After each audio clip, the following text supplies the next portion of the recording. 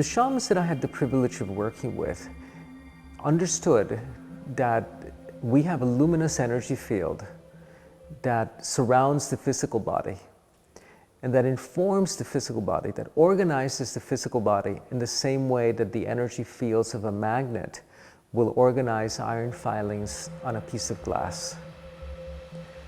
And that you had to intervene to heal the body at the level of the luminous energy field, at the level of the blueprint, that if you only intervened at the body through surgery or medication without clearing the blueprint, that whatever condition you were suffering from would re-express itself. The luminous energy field is shaped like a donut, which in geometry the shape is known as a torus. And it's a donut with a very narrow hole in it. So if you can imagine a flux of energy coming up through our feet, through our bodies, out the very top of our head, and expanding the width of our outstretched arms, and this energy flowing up through the feet, up to the legs, and down the outside of the body again, and then up again, and you rotate that 360 degrees, you end up with a torus. This is the shape of the luminous energy field when we're in nature. When we're in a city, this donut of energy collapses and becomes very, very tight, like a cocoon, a very tight cocoon around the physical body. But when we're back in nature or in our natural states, it's very expansive.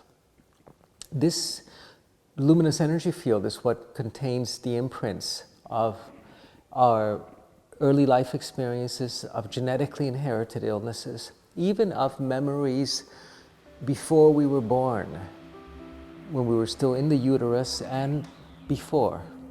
When we learn to perceive the luminous energy field, we learn to perceive the luminous nature of life. The visual spectrum, what the eye can see, is a very narrow band of the electromagnetic spectrum. Very, very small. Most of what's happening in the universe is happening outside of the visual spectrum.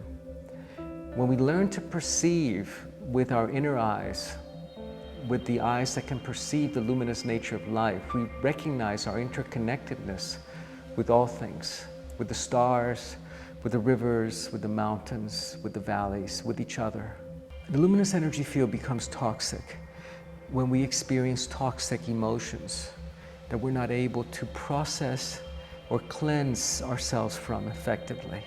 They begin to build within our luminous field like sludge, pools of sludge that begin to weaken us, to debilitate us, to slow down the flow of the energy streams in our field, to make us lethargic, to make us unconscious.